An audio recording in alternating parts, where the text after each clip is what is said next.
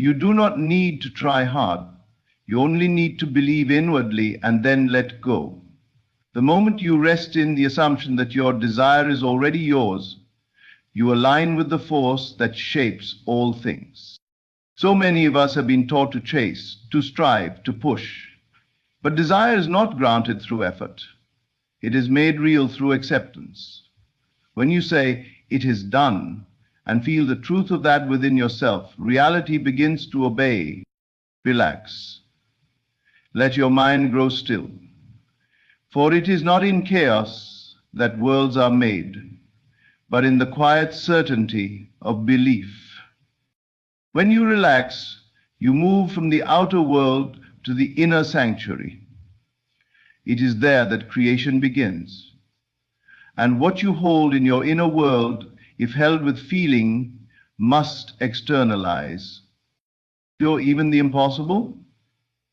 Yes, especially the impossible. Because what you call impossible is simply what your senses cannot yet grasp. But your imagination is not limited by the five senses. It sees beyond. And when you accept a thing as real in imagination, you give it permission to enter your world. Allow. That is the sacred word, allow. The desire to live in you as if it were already complete. Feel the peace of it. Walk as if it has already come to pass. And without force, without stress, it will emerge from the unseen into the seen. Stop looking for signs. Stop doubting the process. The seed does not beg to grow. It grows because it was planted. So plant your seed and trust. If you can feel it real, you will live it. If you can see it within, it will show itself without. This is not magic. It is law. You are not here to struggle. You are here to remember your power. And your power lies not in how much you do, but in how deeply you believe and how peacefully you allow. So I say once more, relax and allow. Even the impossible will manifest. Because nothing is denied to the one who claims it inwardly and walks as though it is already so. Let it be done in you, and watch what was once impossible bow to your inner certainty. Imagination is not a fantasy. It is not make-believe. It is the womb of creation, the silent architect behind every form and circumstance you see around you. The world you call reality is simply the outpictured reflection of your inner imaginal acts. Those persistent thoughts and emotional convictions you entertain, knowingly or unknowingly, in the quiet chambers of your mind. Everything begins in imagination. Before a house is built, it exists in the mind of the architect. Before a book is published, it lives in the writer's vision. Before love is experienced outwardly, it is first felt inwardly. The world you experience is not separate from you. It is you pushed out. It mirrors your assumptions, your beliefs, and most importantly, your felt imagination. You may believe that your thoughts are fleeting, disconnected from the material world. But what you do not realize is that what you vividly imagine and emotionally accept begins to take root, just like a seed dropped into fertile soil. Your emotions water it. Your belief gives it warmth. And soon enough, what was once only a thought takes form and becomes your lived reality. This is not theory. This is law. If you persist in imagining yourself as poor, unwanted, or limited, life will obligingly wrap itself around those convictions. Not because the world is cruel, but because you are creating unconsciously. The outer world, though seemingly solid, is not fixed. It is clay in your hands. And imagination is the sculptor. You may say, but I want wealth, I want love, I want freedom. Wanting is not enough. You must become what you seek, not by effort, but by feeling. by imagining it vividly, by entering the state of the wish fulfilled and resting there, not for a moment, but until that state becomes natural to you. What does it mean to feel something as real? It means to close your eyes and not merely see, but live within your desire.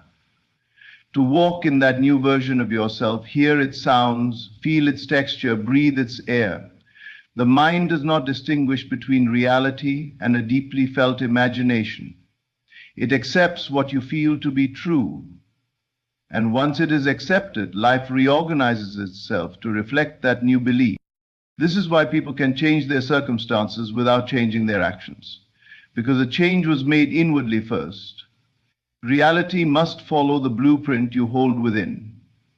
You are never at the mercy of facts, because facts can change, and they do change once the inner assumption changes.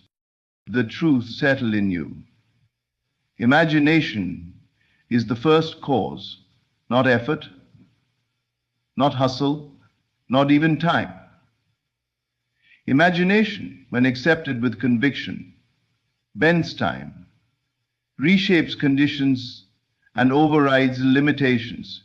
It is through imagination that miracles occur, not because the laws of the universe are broken, but because you finally aligned with your true creative power. You do not need to ask how it will happen. That is not your part.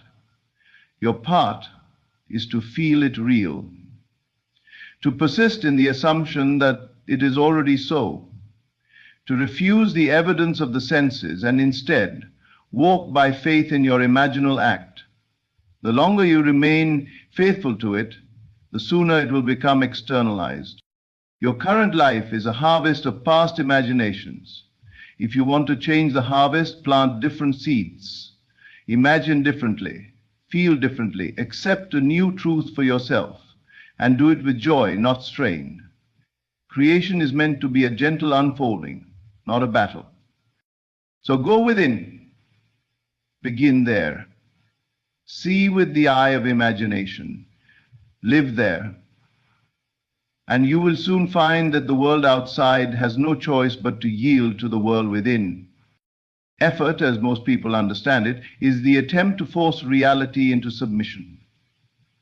It is the frantic action born of fear, of doubt, of not believing that what you desire is already yours. But effort in this sense is resistance in disguise. It looks like progress, it feels like movement, but beneath the surface it whispers, I do not yet believe. And so the very thing you're trying to attract stays away, not because it is being denied, but because you are still denying it within yourself. True manifestation is never born from struggle. It flows silently and powerfully from a place of inner knowing. When you assume your desire is already fulfilled, when you rest in the feeling of it having already come to pass, you are no longer striving. You are allowing. You become the vessel through which unseen things move into the seen. You are no longer grasping, you are receiving. This does not mean you become passive, but it does mean you abandon the frantic need to control. You stop chasing, persuading, begging, or pushing. You begin to assume your place in the state of the wish fulfilled. And from that state, your actions become inspired, calm, and certain. You move from being a victim of circumstance to the silent cause of it.